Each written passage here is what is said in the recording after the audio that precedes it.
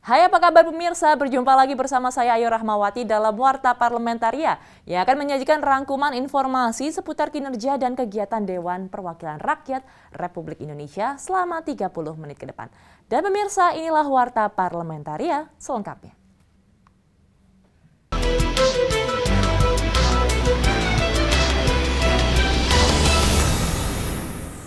Pemirsa, Komisi 3 DPR RI mengapresiasi peran Kepolisian Republik Indonesia yang turut mensukseskan agenda percepatan vaksinasi COVID-19.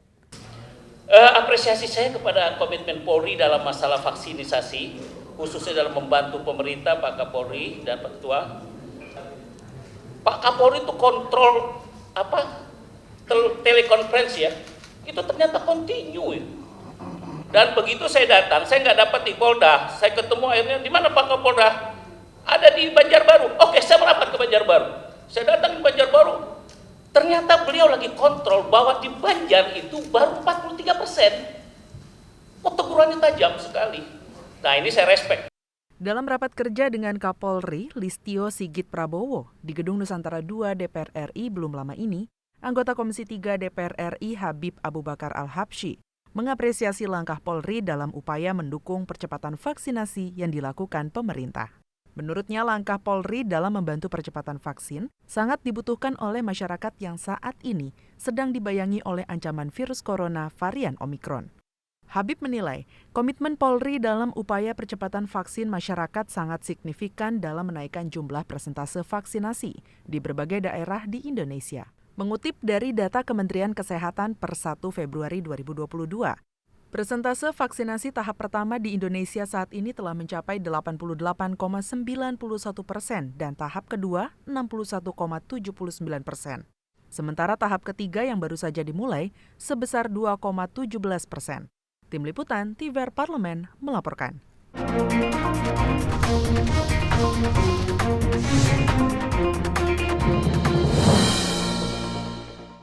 Di era teknologi informasi seperti saat ini, Badan Nasional Penanggulangan Terorisme atau BNPT didorong untuk melakukan upaya pencegahan paham terorisme melalui jejaring sosial media. Dari pencarian terhadap akun-akun terkait tindakan terorisme di media sosial, ada sebanyak lebih dari 700 akun media sosial yang menjadi pusat perhatian karena disinyalir mengandung paham radikalisme dan terorisme. Komisi 3 DPR RI mendukung BNPT melakukan segala upaya untuk mencegah penyebaran terorisme di Indonesia. Tidak hanya melalui akun media sosial, anggota Komisi 3 DPR RI, Ade Rosi Hoerunisa, menyarankan perlu ada kerjasama dengan mengajak public figure untuk menyiarkan dan memberikan edukasi kepada masyarakat agar tidak ikut serta dalam tindakan terorisme. Oleh karena itu ya kami minta BNPT bisa terus bekerja sama dengan public figure positif, kemudian kiai-kiai yang memang mempunyai narasi yang baik, agar ya tadi bisa mengcounter berbagai macam narasi dari media sosial yang teror tersebut. 80% pengguna internet itu adalah pemuda, usia produktif. Oleh itu terbayangkan betapa banyaknya usia produktif yang nanti bisa melihat media sosial yang teridentifikasi teror, kemudian ya tadi akun-akun yang memang memiliki paham terorisme dan radikalisme. Ade menyayangkan, dari 70 akun yang terkait terorisme, hanya 50% yang dapat ditutup oleh Kominfo.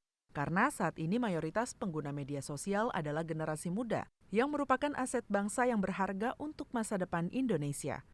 Menurut Ade, harus ada tindakan sigap dan represif demi melindungi anak bangsa. Bani dan Rangga, TVR Parlemen melaporkan. Komisi 3 DPR RI baru-baru ini menerima audiensi masyarakat Kalimantan yang menamakan dirinya Aliansi Borneo Bersatu. Kedatangan tersebut dalam rangka menindaklanjuti penghinaan terhadap Kalimantan yang dilakukan oleh Edi Mulyadi. Sebelumnya, perwakilan Aliansi Borneo Bersatu mengecam pernyataan Edi Mulyadi yang dianggap melecehkan masyarakat Kalimantan. Pernyataan tersebut kemudian memicu kemarahan masyarakat Kalimantan.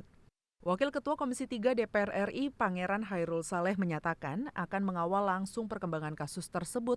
Kami dari Komisi 3 juga telah berkomunikasi tadi kepada pimpinan Bareskrim. Oleh Bareskrim telah disampaikan bahwa kasus Edi Mulyadi sudah memenuhi unsur dan masuk ke ranah penyidikan. Insya Allah kami Komisi 3 akan mengawal permintaan saudara-saudara kami dan sanak kami dari Kalimantan. Anggota Komisi 3 DPR RI sekaligus Ketua Dewan Adat Dayak Kalimantan Tengah Agustiar Sabran mengajak seluruh lapisan masyarakat untuk tidak terpancing emosi secara berlebihan sebelum dikenakan hukum positif. Tapi harus ingat, hukum adat itu sebelum hukum positif ada hukum adat dulu. Hukum adat dulu. Nah, supaya ini membuat efek jerak yang lainnya. Ini yang luar biasa terjadi, kelihatannya kecil, tapi besar ini. Sekali lagi kita apresiasi mereka. Walaupun kami dibilang oceh itu menyakit hati kami, tapi kami juga orang yang sangat beradab, sangat berbudaya, ya kan, beretika. Kami juga nggak mau turun ke lapangan. Tapi kalau ini memang sudah kejepit, nah saya nggak bisa lagi. Hari ini kami bisa masih mengakomodirnya. Selaku mitra kami mendengar itu untuk memperjuangkan untuk itu. Andri, TVR Parlemen, melaporkan. Pemirsa, kami masih memiliki banyak informasi lain dalam Warta Parlamentaria. Salah satunya datang dari Komisi 9 DPR RI terkait evaluasi kinerja BPJS Ketenagakerjaan. Tetaplah bersama kami.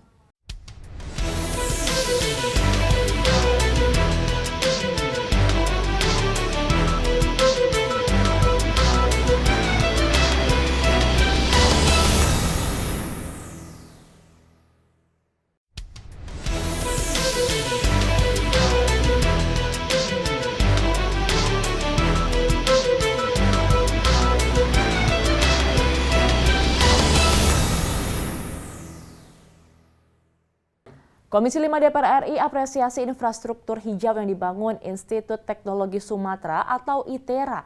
Infrastruktur tersebut diantaranya kebun raya, penataan hutan di wilayah kampus, serta embung atau cekungan penampungan air untuk mengatasi krisis air bersih. Komisi 5 DPR RI apresiasi infrastruktur hijau yang dibangun Institut Teknologi Sumatera atau ITERA. Infrastruktur tersebut diantaranya kebun raya, penataan hutan di wilayah kampus, serta embung atau cekungan penampungan air untuk mengatasi krisis air bersih. Rektor ITERA Mitra Jamal menyebut, ITERA memang menjadikan Smart Forest and Green Campus sebagai visi. Ada beberapa yang telah berjalan, misalnya kebun raya, kemudian jalan lingkar, kemudian embung, kemudian juga asrama, kemudian air bersih ya Bu ya, air baku. Nah semua itu udah berjalan, ini sekarang sangat bermanfaat ya gitu. Anggota Komisi 5 DPR RI Tamanuri mengapresiasi pembangunan hijau ini, terutama penghijauan di area ITERA, dengan menanam tanaman endemik dari berbagai daerah. Selain itu, Tamanuri menilai embung atau cekungan penampung air yang dibangun ITERA sangat bermanfaat untuk mengatasi kekurangan air di wilayah ITERA dan sekitarnya. Bagus sekali. Kalau memang itu kan seperti apa yang disampaikan oleh Pak Rektor tadi itu, bahwa akan mencari tanaman-tanaman spesifik, tumbuhan-tumbuhan spesifik, dan tiap-tiap provinsi itu akan dibawa ke situ. Nah ini antara lain. Nah jadi sudah satu jalur itu dengan apa yang disampaikan yang diminta oleh Kementerian Kehutanan. Nah, kita harapkan seperti itu tentunya. Ditambah lagi dengan adanya embung-embung ini tadi. Teresia dan Tegar, TVR Parlemen melaporkan.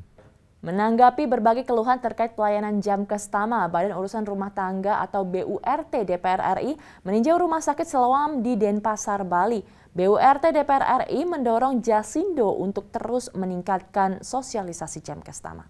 Menanggapi berbagai keluhan terkait pelayanan Jamkestama, Badan Urusan Rumah Tangga atau BURT DPR RI meninjau rumah sakit Siloam di Denpasar, Bali. Ketua BURT DPR RI Agung Budi Santoso menyebutkan masih banyak rumah sakit yang belum memahami secara detail bagaimana seharusnya pelayanan Jamkestama VVIP ini dijalankan. Masih banyak rumah sakit yang belum mengerti dengan detail bagaimana itu pelayanan Jamkestama VVIP, gitu loh. Masih banyak keluhan untuk pelayanan di rumah sakit. Contoh kamar, ya, kamar yang harusnya itu di kelas tertinggi, tetapi juga masih ada rumah sakit yang memberikan kamar di bawahnya. Nah, itu belum lagi persoalan kartu, sehingga belum paham betul. Wakil Ketua BURT DPR RI Novita Wijayanti meminta agar pihak asuransi Jasindo dapat lebih memaksimalkan sosialisasi kepada rumah sakit provider Jamkes Tama di Bali. Juga harus dimaksimalkan, memang beberapa masih terkendala. Nah, ini perlunya sekali kita berkoordinasi dengan Jasindo supaya sosialisasi dengan rumah sakit ini bisa dimaksimalkan. Sehingga rumah sakit yang provider ini juga memahami bagaimana sih tugas yang harus dilakukan oleh rumah sakit tersebut. Antara lain semua obat harus tercover, kemudian juga penanganannya juga harus cepat. Kemudian kalau memang kondisinya hongker, harus juga cepat respon kepada para pasien yang ada di sini. Dari Provinsi Bali, Kristio Handoko, TVR Parlemen melaporkan.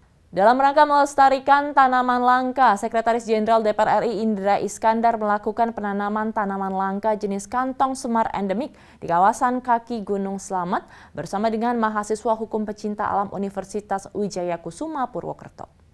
Sekretariat Jenderal DPR RI mengajak seluruh generasi muda untuk ikut melestarikan jenis tanaman langka yang saat ini jumlahnya semakin berkurang. Ditemui usai melakukan penanaman, Sekretaris Jenderal DPR RI Indra Iskandar mengatakan ini adalah salah satu bentuk kepedulian terhadap lingkungan dalam melestarikan jenis-jenis tanaman langka, seperti kantong semar endemik ini yang jumlahnya tinggal sekitar 3.600 saja. Kepedulian kami terhadap lingkungan dan kegiatan kepedulian lingkungan bukan hanya karena kami berada di sini, tapi juga di DPR, himbauan dari pimpinan DPR dan alat kelengkapan Dewan juga memang kita harus mulai memperhatikan aspek lingkungan sesuai dengan rekomendasi di COP 26 ya. Tanaman-tanaman di DPR saat ini juga menjadi fokus perhatian kami. Mahasiswa Hukum Pecinta Alam Universitas Wijaya Kusuma Purwokerto, Rizky Nur Alam mengatakan, kegiatan ini adalah bentuk kepedulian mahasiswa terhadap lingkungan dalam upaya melestarikan tanaman-tanaman langka yang hampir punah. Hari ini kita melakukan penanaman ini adalah sebagai bentuk kepedulian kita antara Mahupa dengan pihak Setjen DPR RI untuk melestarikan lingkungan Gunung Slamet. Dari Jawa Tengah, Tim Liputan TVR Parlemen melaporkan. Pemirsa TV Parlemen jangan kemana-mana karena kami masih memiliki banyak informasi lain yang menunggu Anda. Setelah jeda berikut ini.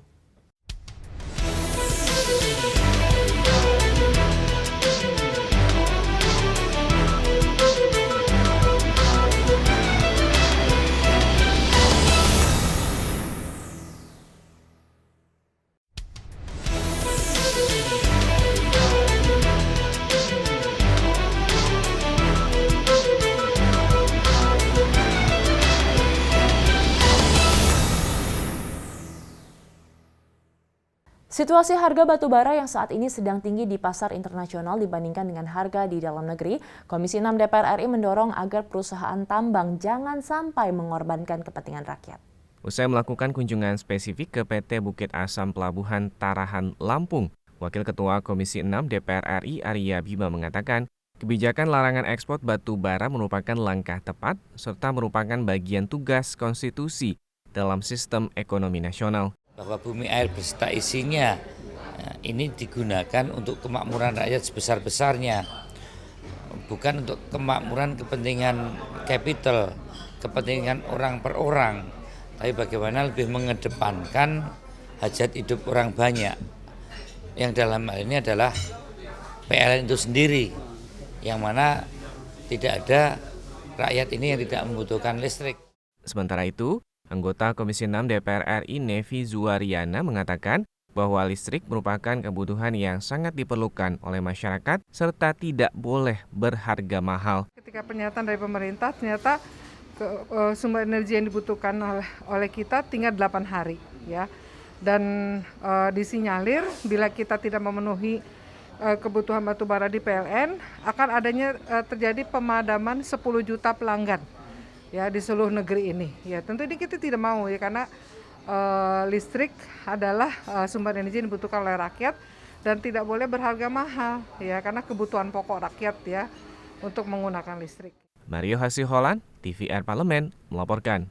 Mahkamah Kehormatan Dewan DPR RI menerima laporan terkait dugaan diskriminasi dari komunitas masyarakat penutur bahasa Sunda dan akan menindaklanjuti sesuai dengan aturan yang berlaku.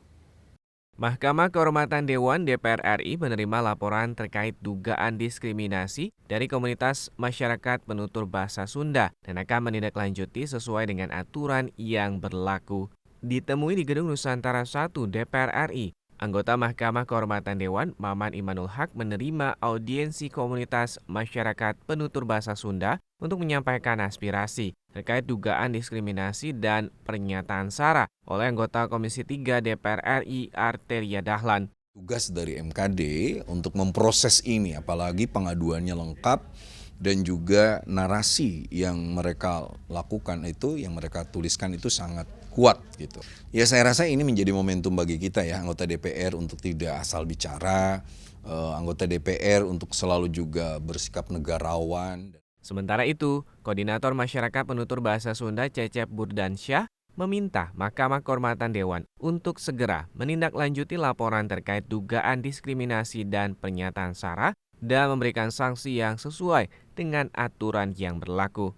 Kami dari masyarakat penutur bahasa Sunda menghendaki Mahkamah Kehormatan DPR memeriksa Pak Arteria dan juga kemudian memberikan sanksi terberat yaitu pemecatan. Mahkamah Kehormatan Dewan meminta masyarakat penutur bahasa Sunda untuk melakukan pengawalan atas pengaduan tersebut sehingga MKD dapat menjadi tempat yang tepat untuk mengadukan anggota-anggota DPR yang dianggap melakukan pelanggaran kode etik. Vinita dan Akbar, TVR Parlemen melaporkan.